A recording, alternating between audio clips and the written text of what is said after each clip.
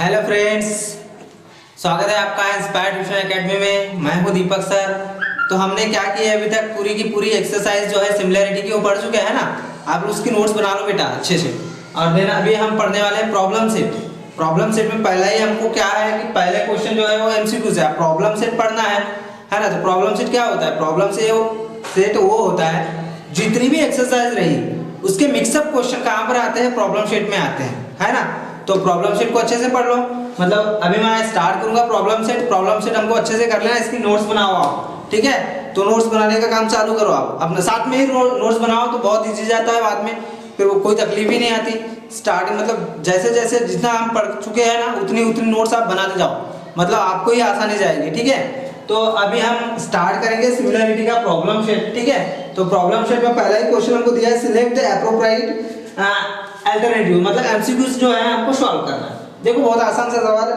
देखो चलो आप स्टार्ट करते हैं, ठीक है। चलो क्या दिया हुआ है? इन triangle ABC and triangle PQR in 1-to-1 correspondence, बराबर 1-to-1 करस्पॉन्डेंस है, मतलब वो कैसे आए होंगे? टेस्ट से आए होंगे, ठीक है। ये दिमाग में ला लेना, ठीक है।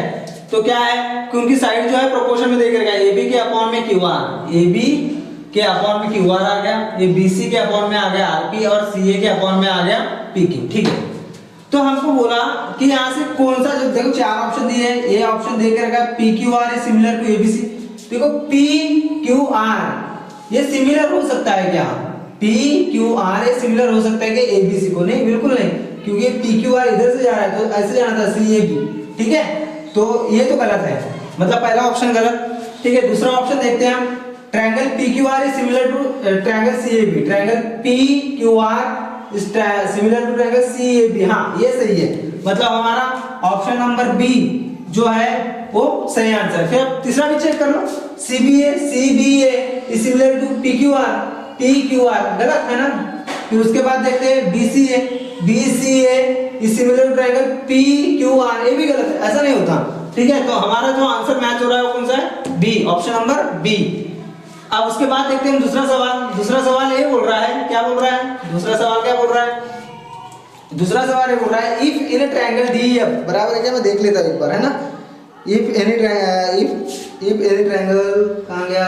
हाँ, इफ एनी ट्रायंगल, हाँ चलो ठीक है। If an triangle DF and triangle PQR, angle D कहां गया? एंगल डी जो है कॉन्ग्रुएंट है एंगल क्यू को, फिर एंगल आर जो है वो भी कॉन्ग्रुएंट है ई को। Then which of the following statement is false, मतलब कौन सा गलत है ये दिखाना है। मतलब आप बताओ मुझे, ऐसे दो एंगल हमको पता है, मतलब एंगल टेस्ट से आएगी, एंगल टेस्ट से सिमिलर हो जाएगा वो, बराबर। तो हम उसकी साइड क्या लिखते हैं? फिर करस्पॉन्डिंग में लिखते हैं, मतलब क्या लिखते हैं? रेशियो में लिखते हैं। तो क्या हो जाएगा? ईएफ के अपॉन में पीआर, ईएफ के अपॉन में पीआर, ठीक है। हमको क्या लिखना है? फॉल्स, मतलब गलत वाला स्टेटमेंट हमको यहाँ से फाइंड करना है। डीएफ के अपॉन में पीक्यू, मतलब क्यूपी, बराबर है, ये पहला बराबर है, ठीक है। गलत वाला हमको निकालना है। तो दूसरा देखो, डी के अपॉन में क्या आ जाएगा? पीक्यू, डी के अपॉन में पीक्यू। देखो ऐसा हम यहाँ पे लिखते हैं डी, अभी देखो डी के अपॉन में क्या आ जाएगा? क्यूआर आ जाएगा, और इधर क्या आ जाएगा?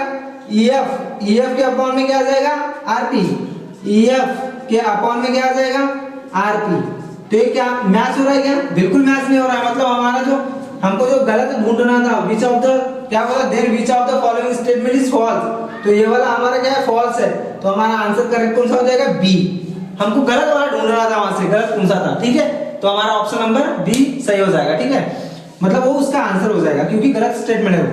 हाँ, अब उसके बाद देखते हैं हम question number third, in triangle ABC and triangle DF angle B is congruent to angle E, ठीक है। फिर angle F is equal to angle C, कहां गया? ठीक है। And AB is equal to 3 times of D, AB जो है वो 3 टाइम्स D है, मतलब AB 1 होगा तो वो 3 होगा, हाँ। Then which of the statement regarding the two triangles is true, मतलब कौन सा ट्रायंगल वहां पर सिमिलर, मतलब वहां पर कौन सा स्टेटमेंट सत्य होगा, मतलब सही होगा, वो बताना है। Then triangle are not congruent and not similar, ऐसा तो नहीं होता, ठीक है। फिर दूसरा देखते हैं, the triangle are similar but not congruent, बराबर। ट्रायंगल सिमिलर हो सकता है पर इनकी लेंथ कॉन्ग्रुएंट हो सकती है नहीं।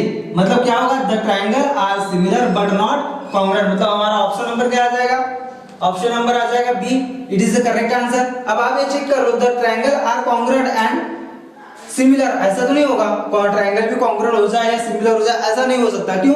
क्योंकि हमको क्या बोल के रखा, देखो A B is 3 times of D देके रखा, मतलब क्या वो ट्रायंगल सिमिलर हो जाएगा बट उसकी लेंथ कॉन्ग्रुएंट नहीं होगी। ठीक है, none of the statement is above is true, मतलब यहां से कोई भी सत्य नहीं है ऐसा बोला नहीं, यहां से सत्य है कौन सा, B.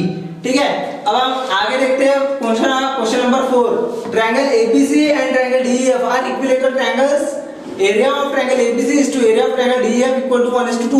If AB equal to 4 then what is the length of the D? अच्छा, ये सेम क्वेश्चन, सेम, कुछ भी चेंज नहीं हुआ। हमने इससे पहले एक्सरसाइज 1.4 में इसको पढ़ चुके हैं, बराबर। तो इसको मैंने वहां पर बहुत अच्छे से एक्सप्लेन किया हूं। ठीक है, तो आप वहां पर देखो एक्सरसाइज 1.4 में देखो, ये वाला क्वेश्चन आपको मिलेगा एज इट इज। इसका आंसर आता है क्या, 4√2, है ना। तो इसका करेक्ट आंसर क्या हो जाएगा, 4√2। फिर देन उसके बाद हम लोग देखते हैं इन फिगर्स सेगमेंट XY जो है वो BC को पैरेलल है। ठीक है, then sorry the which of the following statement is true, यहां से कौन सा स्टेटमेंट सही है वो प्रूफ करना है। देखो मुझे एक बात बताओ, अगर मैं इसको सॉल्व कर लूं AXY और ABY में, तो ये एंगल करस्पॉन्डिंग एंगल हो जाएगा, बराबर है। तो यहाँ पर एक आपको कॉमन एंगल भी मिलेगा, मतलब एंगल टेस्ट से वो सिमिलर हो जाएगा। मतलब मैं क्या लिख सकता हूँ यहाँ पर, ये AB के अपॉन में मैं क्या लिख सकता हूँ, AX इज इक्वल टू क्या लिख सकता हूँ मैं, सॉरी AB के अपॉन में AX, चलो लिख दो, AB के अपॉन में AX लिख सकते हैं, AB के अपॉन में AX लिख देंगे। कैसे, अरे सिमिलर हो जाएगा ना यार। हम यहाँ पर देखो, एक मिनट देख लो, हम ऐसा लिखेंगे इन ट्रायंगल ABC एंड ट्रायंगल कौन सा AXY लिख देंगे ऐसा। तो क्या हो जाएगा, ए वाला एंगल और ए वाला एंगल क्या हो जाएगा, करस्पॉन्डिंग एंगल हो जाएंगे। तो मैं यहाँ पर लिख दूंगा angle X is congruent to angle B, क्यों, because it is corresponding angle. Done. तो मुझे एक बात बताओ, यहाँ पर एक कॉमन एंगल भी मिलेगा, ऐसा दो ट्रायंगल बनेंगे, कॉमन एंगल मिलेगा। तो angle A is congruent to angle A, क्यों, because it is a common angle, common angle हो जाएगा। तो मुझे एक बात बताओ, दोनों एंगल मिलने से ट्रायंगल ABC जो हो गया वो सिमिलर हो जाएगा किसको, ट्रायंगल AXY को, हो जाएगा। अगर ये सिमिलर हो जाता है तो मैं क्या लिख सकता हूँ, AB के अपॉन में AX लिख सकता हूँ, इज इक्वल टू AB के अपॉन में AX लिख दिया। अब मुझे एक बात बताओ, अभी मैं क्या लिख दूंगा, AC के अपॉन में AY लिख दूंगा। देखो ऐसा कहीं पर मिल रहा है क्या, ऐसा कहीं पर है क्या, AB के अपॉन में AX, ऐसा कहीं बिल्कुल नहीं दिख रहा है। अब क्या करना है, देखो ये AB को मैं इसको क्या लिख सकता हूँ, इधर देखो AB को जैसे कि वैसे अपनी जगह पर रख दिया, बराबर। ये AX जो इधर डिवाइड में इधर गया तो मल्टीप्लाई में इधर आ जाएगा AX, और ये AC जो इधर मल्टीप्लाई में था इसके साथ इधर आ जाएगा, तो ये डिवाइड में हो जाएगा, और AY अपनी जगह पर। देखो ऐसा स्टेटमेंट कहीं मिल रहा है क्या, ऐसा यदि जो मिल रहा है तो वही हमारा आंसर है, AB के अपॉन में AC is equal to AX के अपॉन में AY, बराबर। तो आंसर हमारा क्या हो जाएगा क्वेश्चन नंबर 5 का, ये it is the correct answer. Okay, done. आप अब इनका स्क्रीनशॉट ले लो, पांचों सवालों का स्क्रीनशॉट ले लो आप, फिर हम मिलेंगे इसके बाद में इसके नेक्स्ट क्वेश्चन पे, क्वेश्चन नंबर 2। ठीक है, क्या हो रहा है question number 2। In triangle ABC BDC and BD equal to 7, BC equal to 20, then the find the following ratios. मतलब हमको नीचे दिए गए हुए रेशियो निकालना है। क्या निकालना है, एरिया ऑफ ट्रायंगल ABD के अपॉन में एरिया ऑफ ट्रायंगल ADC, फिर दूसरा एरिया ऑफ ट्रायंगल ABD के अपॉन में एरिया ऑफ ट्रायंगल पूरा ABC, फिर निकालना है हमको एरिया ऑफ ट्रायंगल ADC के अपॉन में एरिया ऑफ ट्रायंगल ABC। अच्छा मुझे एक बात बताओ, ADC एक ट्रायंगल आने वाला है, इसका बेस क्या आएगा, CD आएगा, पर CD हमको पता है क्या नहीं, तो पहले हम CD निकाल लेते हैं। कैसे निकालेंगे, अभी देखो कैसे निकालेंगे। So therefore BC is equal to, आप लोगों को पता है BC इक्वल टू क्या होता है, ये होता है BD प्लस CD। कहां से आया है, BDC पॉइंट से आया। ठीक है, मुझे एक बात बताओ, BC दिया हुआ है, यहाँ से 20 दिया हुआ है, बराबर। फिर BD इक्वल टू दिया है, यहाँ 7 दिया है, CD यहाँ से पता हो जाएगा। 7 को इधर लेके आ जाओ, क्या हो जाएगा 20 minus 7 is equal to CD, तो CD विल बी 13 है ना, 20 में 7 गए यार 13, तो CD हमको पता होगा कितना 13। अच्छा अब निकालते हैं रेशो। अब रेशो निकालना मतलब एरिया ऑफ ट्रायंगल ABD निकालना है। तो देखो एरिया ऑफ ट्रायंगल, पहले हम फॉर्मूला लिख देते हैं। एरिया ऑफ ट्रायंगल क्या होता है, एरिया ऑफ ट्रायंगल क्या होता है, ये 1/2 इंटू बेस इंटू हाइट होता है, बेस इंटू हाइट होता है। ये क्या है हमारा फॉर्मूला है। अच्छा ये नया लग रहा है, नहीं हम इससे पहले पढ़ चुके हैं, पर एरिया ऑफ ट्रायंगल में हमको जरूरत किस चीज की थी, हाइट की। तो हाइट कहीं नजर आ रही है, नहीं, तो हाइट हमको क्या करना पड़ेगा, ड्रॉ करना पड़ेगा। तो यहाँ पर पहले परपेंडिकुलर ड्रॉ कर दो, मैं यहाँ पर परपेंडिकुलर ड्रॉ कर देता हूँ।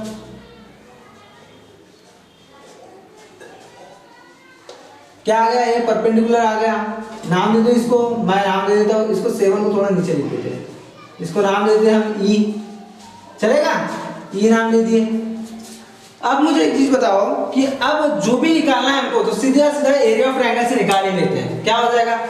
सो देयरफॉर एरिया, फर्स्ट का सॉल्यूशन क्या हो जाएगा, फर्स्ट का क्या हो जाएगा, एरिया ऑफ ट्रायंगल ABD यदि मुझे निकालना है, उसके अपॉन में क्या है, एरिया ऑफ ट्रायंगल ADC निकालना है, बराबर। ये पहले भी पढ़ चुके हैं, एक्सरसाइज 1.1 में हमने बहुत अच्छे से किए इसको, ठीक है। उससे पहले मैंने उसकी बेसिक का वीडियो भी बताया था, तो आप लोगों को अगर यदि ये नहीं समझ में आ रहा होगा तो पहले बेसिक का वीडियो देखो, देन आपको बहुत आसानी से समझ में आ जाएगा, बेस और हाइट पहचान जाएगा, ठीक है।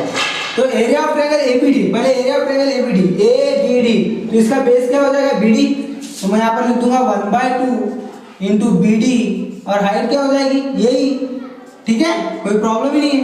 इसके अपॉन में क्या आ जाएगा 1/2 ADC, इसका बेस क्या हो जाएगा CD, और हाइट क्या हो जाएगी यही, ठीक है। तो मुझे एक बार बताओ, ये 1/2 से 1/2 कैंसिल, ये यही से यही कैंसिल, क्या बचा BD, तो BD की वैल्यू कितनी दी है, BD इक्वल टू दिया हुआ 7, देखो 7 दे के रखा है, तो BD ऊपर लिख देंगे हम 7, और CD की वैल्यू कितनी है, अभी निकाला हमने 13, मतलब एरिया ऑफ ट्रायंगल ABD के अपॉन में एरिया ऑफ ट्रायंगल ADC क्या आ गया 7/13, ठीक है। ये आ गया हमारा फर्स्ट का आंसर, ये क्या आ गया हमारा फर्स्ट का आंसर। अब देखते हैं सेकंड नंबर का आंसर, सेकंड का सॉल्यूशन देखते हैं नाउ।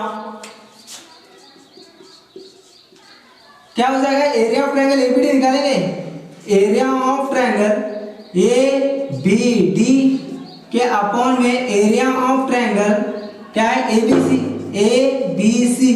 क्या हो जाएगा 1/2 ABD में बेस क्या हो जाएगा BD, और हाइट क्या हो जाएगी यही, कोई समस्या नहीं है। देन उसके बाद ये क्या हो जाएगा 1/2, इसका बेस क्या हो जाएगा, कहाँ है ABC में, मतलब पूरा बेस क्या हो जाएगा उसका BC, और हाइट क्या हो जाएगी वही यही। तो मुझे एक बात बताओ, यही से ही कैंसर 1/2 से 1/2 हमेशा यही से ही कैंसर होने वाला है, क्यों, क्योंकि परपेंडिकुलर एक ही है, ठीक है। तो अब मुझे एक बात बताओ, यहाँ पर अब मैं लिख देता हूँ क्या बचा हुआ है, ये BD के अपॉन में BC बचा हुआ है, तो BD इक्वल टू कितना है, BD इक्वल टू हमने अभी निकाले, BD इक्वल टू दिया हुआ है पहले से कितना है 7, और BC कितना दिया हुआ 20, देखो तो ये आ गया 20, तो मतलब एरिया ऑफ ट्रायंगल ABD के अपॉन में एरिया ऑफ ट्रायंगल क्या था ABC इज इक्वल टू कितना आ गया 7/20, ये क्या था हमारा सेकेंड आंसर, ठीक है। अब देखते हैं थर्ड कैसा है, क्या बोल रहा है, एरिया ऑफ ट्रायंगल ADC के अपॉन में एरिया ऑफ ट्रायंगल ABC, पहले निकाल लेते हैं। So therefore area of triangle ADC के अपॉन में आ जाएगा एरिया ऑफ ट्रायंगल ABC। अच्छा हमने निकाले पहले एरिया ऑफ ट्रायंगल ADC, देखो ADC क्या होता है 1/2 CD इंटू AE, यहाँ लिख देंगे 1/2 CD इंटू AE, कोई समस्या ही नहीं है। फिर एरिया ऑफ ट्रायंगल ABC क्या होता है 1/2 BC into AE, 1/2 BC into AE, देखो बहुत आसान है, यही से यही कैंसर, 1/2 से 1/2 कैंसर, बचा क्या CD के अपॉन में BC, वैल्यू रखो खत्म करो। CD इक्वल टू कितना दिया है, अरे दिया होगा ना यार, CD इक्वल टू निकाले हमने देखो 13, और BC equal to BC equal to दिया 20, ठीक है।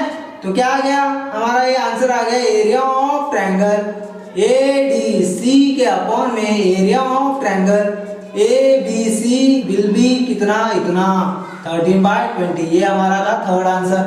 फटाक से स्क्रीनशॉट ले लो बेटा। चलो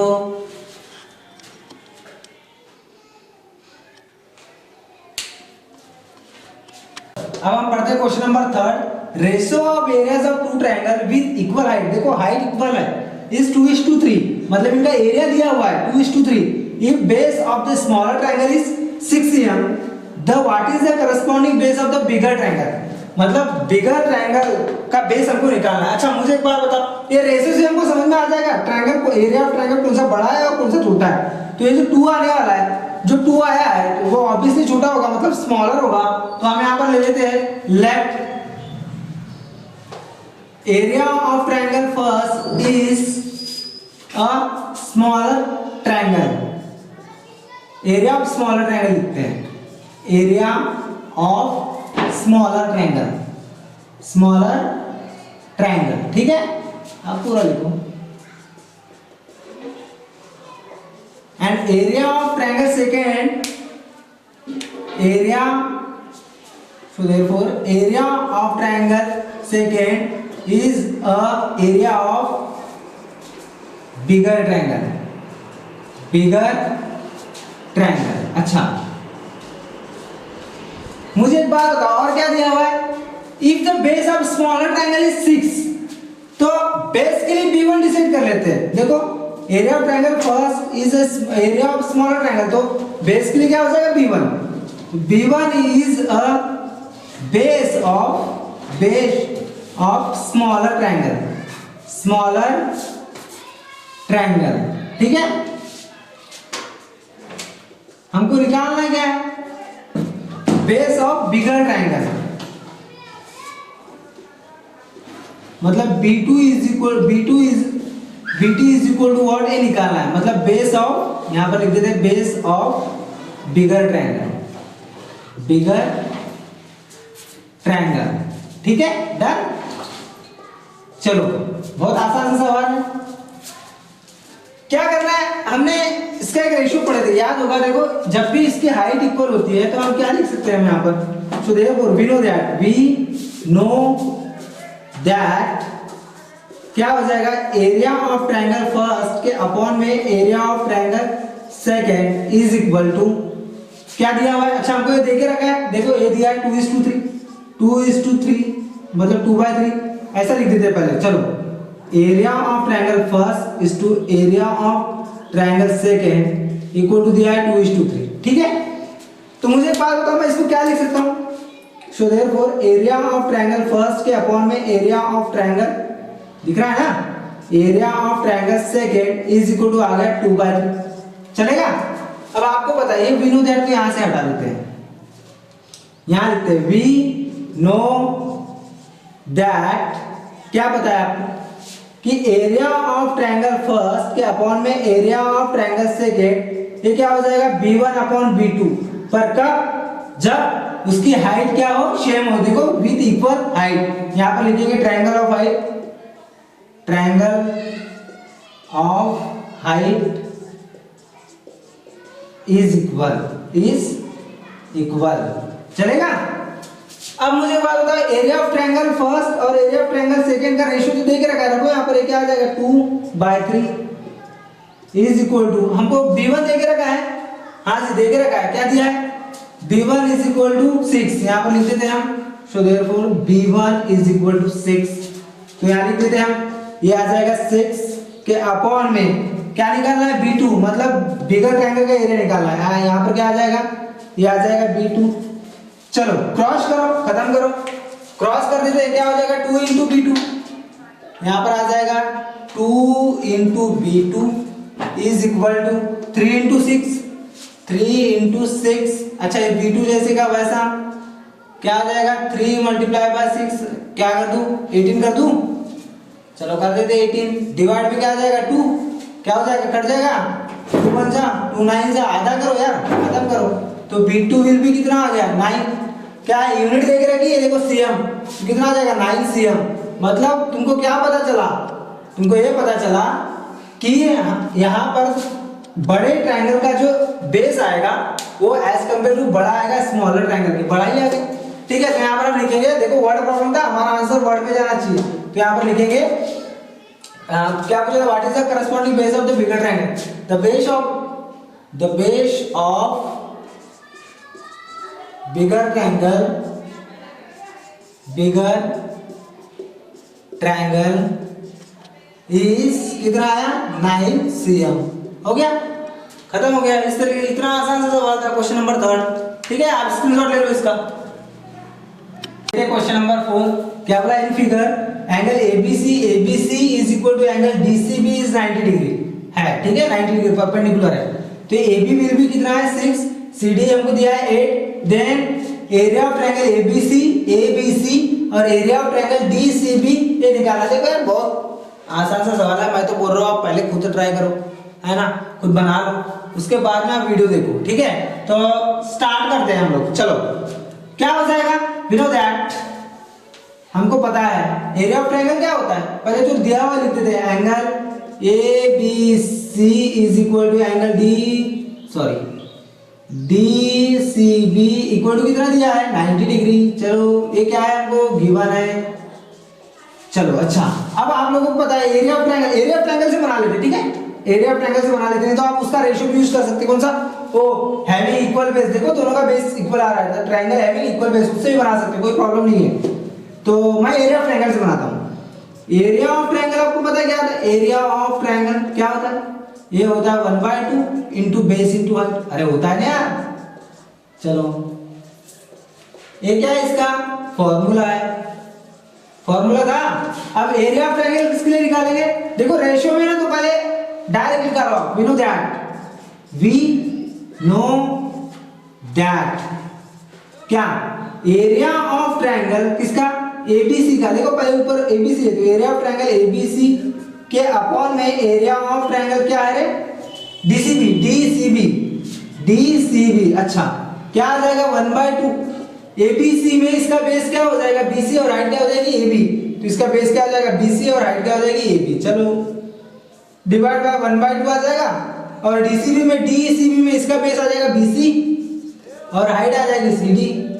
चलो कोई समस्या नहीं है, देखो 1/2 से 1/2 तो कैंसिल ही होने वाला है, क्यों,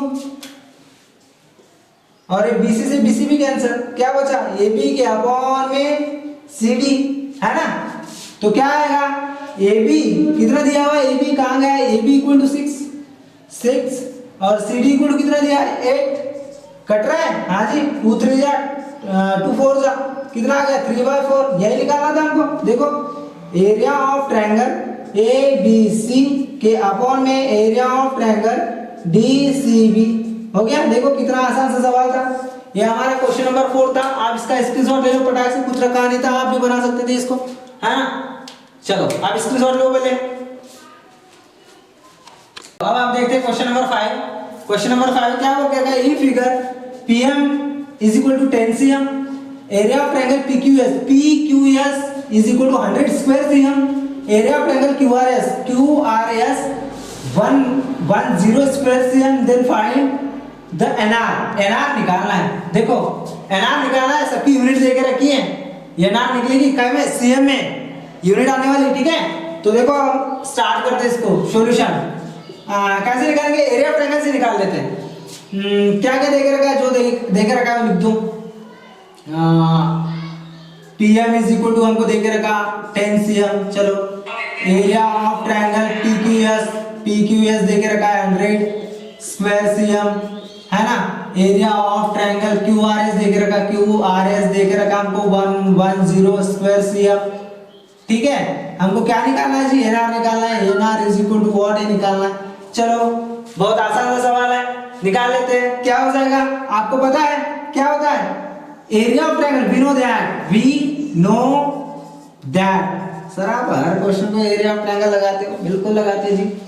क्या हो जाएगा, एरिया ऑफ ट्रायंगल क्या होता है 1/2 इंटू बेस इंटू हाइट होता है ना। चलो ये क्या है, हमारा फॉर्मूला है, क्या निकाल लेंगे, एरिया ऑफ ट्रायंगल, जो बोला एरिया ऑफ ट्रायंगल पीक्यूएस और एरिया ऑफ ट्रायंगल क्यूआरएस, किसी को भी डिवाइड में लिखो, कोई समस्या नहीं है, मैं पहले जो दिया है उसको लिखता हूं। Area of triangle PQS is equal to, sorry, area of triangle PQS की डिवाइड में एरिया ऑफ ट्रायंगल हम निकाल लेते हैं क्यूआरएस, क्या हो जाएगा ये 1/2, एरिया ऑफ ट्रायंगल पीक्यूएस ये हो जाएगा 1/2, इसका बेस क्या हो जाएगा क्यूएस, और हाइट क्या हो जाएगी पीएम, अरे हो जाएगी ना यार, अपॉन में क्यूआरएस में, क्यूआरएस में इसका बेस क्या हो जाएगा क्यूएस, मतलब 1/2 क्या हो जाएगा क्यूएस, और इसकी हाइट क्या हो जाएगी है ना, बिल्कुल, देखो ये क्यूएस से क्यूएस मर गया, 1/2 से 1/2 खत्म, क्या बचा, एरिया ऑफ ट्रायंगल पीक्यूएस, मैं यहां लिख देता हूं एक बार, एरिया ऑफ ट्रायंगल पीक्यूएस के अपॉन में area of triangle QRS should be PM upon NR, यहां पर लिख सकते हो आप, नहीं तो आप एरिया ऑफ ट्रायंगल नहीं यूज करोगे तो आप डायरेक्ट यहां पर लिख सकते हो ट्रायंगल हैविंग इक्वल बेस, है ना,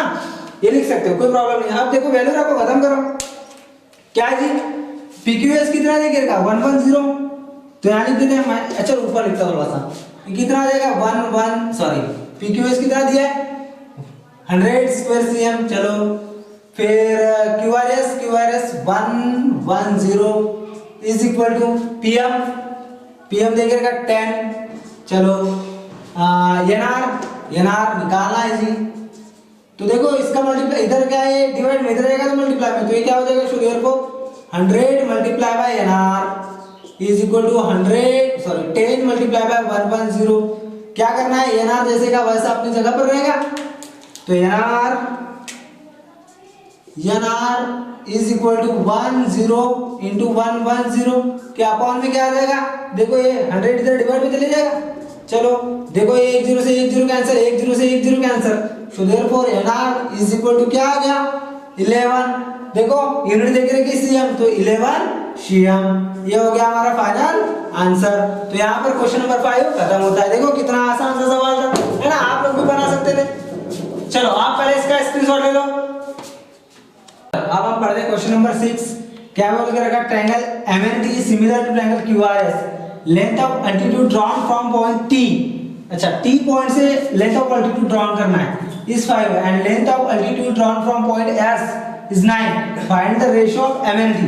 पहले हम लोग बना लेते हैं, क्या इनका नाम दे देते, पहले देखो ट्रायंगल मैंने बना के रखा, नाम नहीं दिया, अभी नाम दे रहा हूं, क्या है एम एन और टी, देखो एम एन टी। अब मुझे एक बात बताओ, टी पॉइंट से एक अल्टीट्यूड ड्रॉ हो रहा है, सही बात है, टी पॉइंट से एक अल्टीट्यूड ड्रॉ हो रहा है, तो टी से एक अल्टीट्यूड को हम ड्रॉ कर देते हैं, ड्रॉ कर दिए, चलो है ना, तो इसको एक नाम दे देते हैं हम, क्या नाम देंगे, यश नाम दे देते हैं, चलेगा। अब उसके बाद बोला क्या एम एन टी ड्रॉ कर दिए, अब हम क्या क्यू आर और यस, अब बताओ yes and length of the altitude drawn from point S, अब पॉइंट एस से क्या हो रहा है, एक अल्टीट्यूड और ड्रॉ हो रहा है, तो पॉइंट एस से और एक अल्टीट्यूड ड्रॉ कर देते हैं, इसका नाम दे देते हैं क्या नाम देते हैं, वाई दे देते हैं, ठीक है।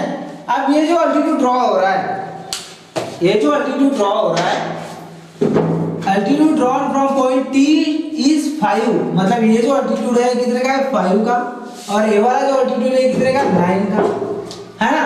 Find the ratio of MNT के अपॉन में क्यूआरएस, ये निकालना है। तो पहली बात देखो सॉल्यूशन यहीं से स्टार्ट हो जाएगा, तो अब हम यहाँ पर सॉल्यूशन करते हैं। अब इससे क्या समझ में आ रहा है आपको, यहाँ पर क्या लगेगा, हमको पहले उसको सिमिलर दिखाना पड़ेगा, दो एंगल को सिमिलर दिखा देंगे, सिमिलर दिखाने के बाद वहाँ पर क्या हो जाएगा कि वो वहाँ पर एक टेस्ट आएगा, टेस्ट आने के बाद क्या हो जाएगा, हम उसको theorem of areas of theorem of similar triangle, उससे हम उसको बता देंगे, बराबर।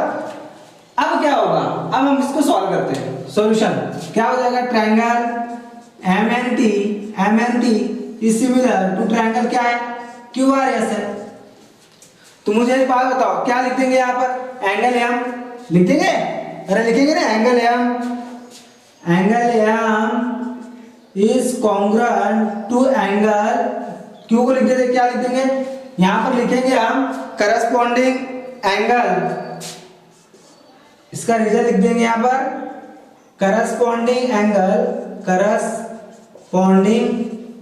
एंगल आर कॉन्ग्रुएंट कॉन्ग्रुएंट, बराबर। ये करस्पॉन्डिंग एंगल जो होते हैं वो congruent corresponding angle are congruent to be similar triangle. Similar triangle है ऑफ सिमिलर ट्रायंगल लिख देते, सिमिलर ट्रायंगल के करस्पॉन्डिंग एंगल क्या होते हैं, कॉन्ग्रुएंट होते हैं, लिख देते। अब इसके बाद मुझे एक बात बताओ, इसको 1 दे देते, चलेगा। अब मुझे एक बात बताओ, ये MST और QYS मतलब ये भी जो है 90 डिग्री का है, तो यहाँ पर मैं लिख देता हूँ MST, angle MST is congruent to angle MST is congruent to angle QYS। क्यों? बोथ आर 90 डिग्री, हो गया। मतलब मुझे एक बात बताओ, ये जो एंगल है, angle M is congruent to angle Q, MST is congruent to angle QYS, ये क्या हो जाएंगे, कॉन्ग्रुएंट हो जाएगा, मतलब कॉन्ग्रुएंट हो गया है तो क्या हो जाएगा, ये दोनों एंगल आ गए, तो एंगल कैसे MST ये जो हो जाएगा QRS को सिमिलर हो जाएगा। तो यहाँ पर क्या लिखेंगे, so therefore triangle MNT is, यहाँ पर लिख देते triangle MNT and triangle QYS में।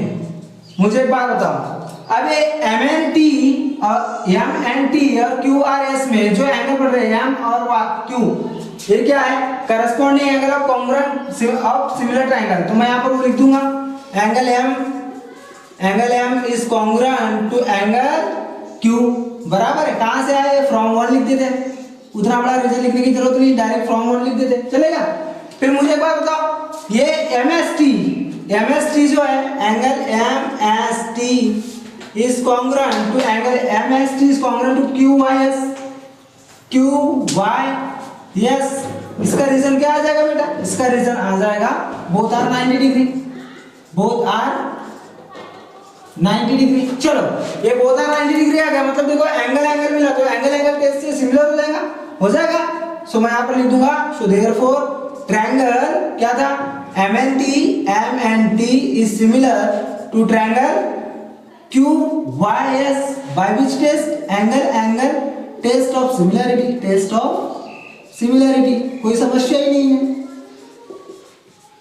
चलो अब क्या हो जाएगा, अगर ये सिमिलर होता है तो इसकी एक तो इनकी साइड करस्पॉन्डिंग में आती है या इनका एरिया सेम हो जाता है। यहाँ पर हम क्या लगाएंगे, theorem of areas of two similar triangle. यहाँ पर लिख देते हैं, so therefore by theorem of areas of two similar triangle, क्योंकि हमको देखो एरिया निकालना है। So therefore by theorem of areas of two similar triangles, ठीक है। तो क्या हो जाएगा, एरिया ऑफ ट्रायंगल MNT के अपॉन में एरिया ऑफ ट्रायंगल क्या दिया हुआ है, QRS is equal to MNT में क्या आ जाएगा, TS का स्क्वायर हो जाएगा, ये आ जाएगा TS का स्क्वायर अपॉन QRS में क्या हो जाएगा, SY का स्क्वायर हो जाएगा, SY का स्क्वायर। चलो बस एक लाइन वैल्यू रखो, TS मतलब कितना है, 5, ये आ जाएगा 5 का स्क्वायर, और ये कितना दिया, SY मतलब 9, ये आ जाएगा 9 का स्क्वायर, कितना आ जाएगा, 5 का स्क्वायर हो जाएगा 25 और 9 का हो जाएगा 81, मतलब क्या आ गया,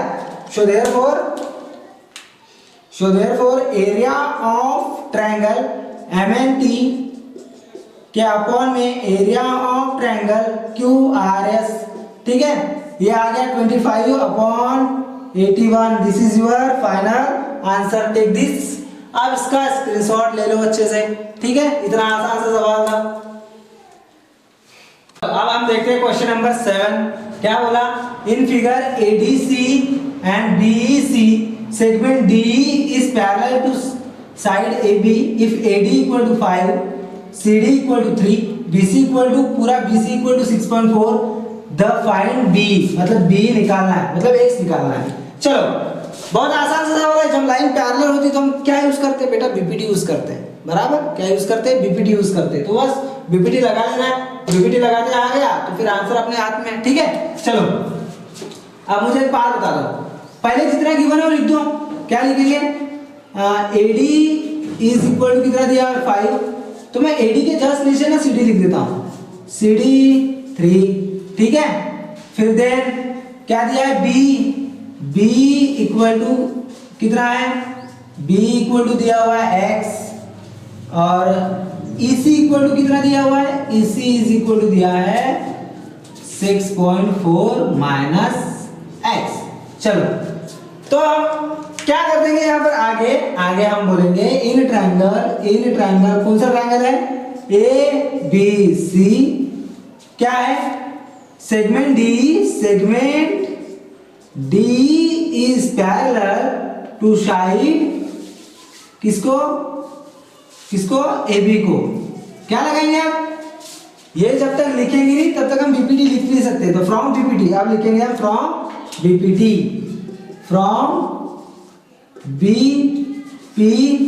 आप पूरा लिखिएगा, बेसिक प्रोपोर्शनलिटी थ्योरम, ठीक है। यूज कर लेते AD के अपॉन में CD, देखो मैंने वैसे अरेंज करके रखा हूं, AD के अपॉन में CD, तो क्या लिखूंगा मैं? AD के अपॉन में CD, यहाँ पर आ जाएगा AD के अपॉन में CD, यहाँ आ जाएगा AD के अपॉन में CD इज इक्वल टू, अब क्या आ जाएगा? B के अपॉन में क्या आ जाएगा? EC, देखो B के अपॉन में EC। चलो यार वैल्यू रखो, खत्म करो। AD इक्वल टू कितना दिया हुआ है? So therefore AD equal to दिया हुआ है हमको 5, CD इक्वल टू दिया हुआ है 3, B इक्वल टू हमको दिया है x, और EC इक्वल टू दिया हुआ है 6.4 माइनस x। चलो क्रॉस मल्टीप्लाई करो जी। सो देयरफॉर क्या हो जाएगा? 5 into 6.4 minus x is equal to 3 into x हो जाएगा। चलो मैं इसको आगे लिखता हूं इधर, है ना। पहले एक लाइन गिरा देते हैं यार,